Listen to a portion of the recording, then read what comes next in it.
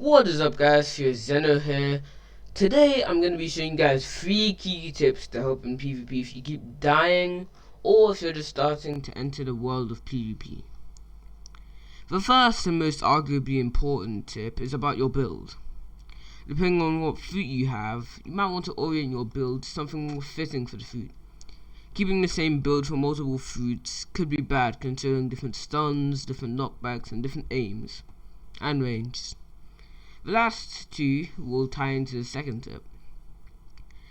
To help you create a build that is good for your pace and your fruit or sword, depending on if you're sword main, would be like either going to the dummy in 3rd C or asking your friends to help you test some combos and test some stun, knockback, etc. And as you guys can see, I have an odd build kinda. I'm using dual flintlocks, as you guys can see. Dual flintlocks, shark anchor, gas, and god human. They're just the basic kind of stuff. But yeah. For fighting styles, I recommend keeping to either dragon talon, god human, or sanguinary arts. God human is rather old school, but has good movement, and it has some really nice damage with the variety on the X, which can stop portal users from sneaking up on you. And making a build can also be impacted by the stats and mastery, as if you guys didn't notice or know, mastery buffs your stats when using the weapon or fighting style, whatever. A build can be used to do damage with everything, like using a gun or sword. Like, people have been encouraged to do this by the developers, who most likely intentionally made the new gun broken. Like, bro, have you seen the range on that thing? The speed too. Its attacks are kind of OP as well, but still. Besides that, testing is key. If you want to get accustomed to your build quickly, you might want to test a lot more.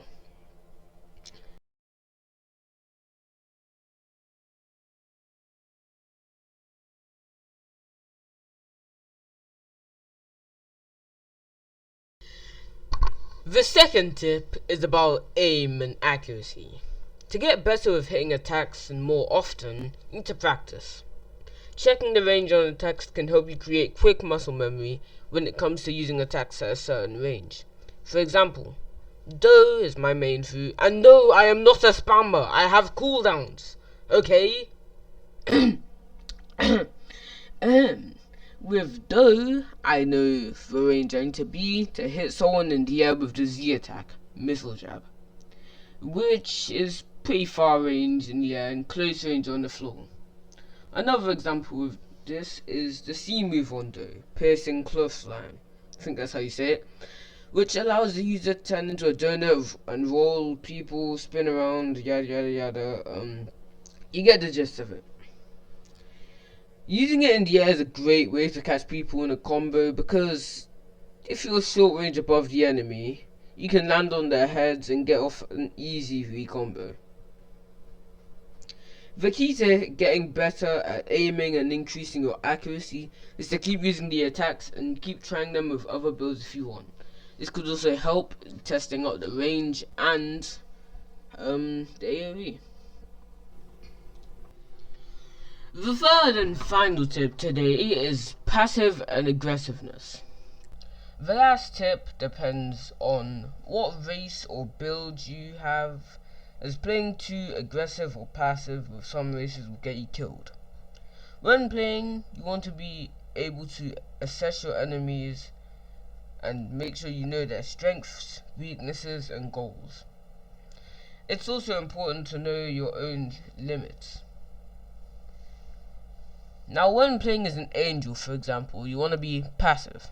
Playing passive gives you the time to heal with your V3 and your buffed healing.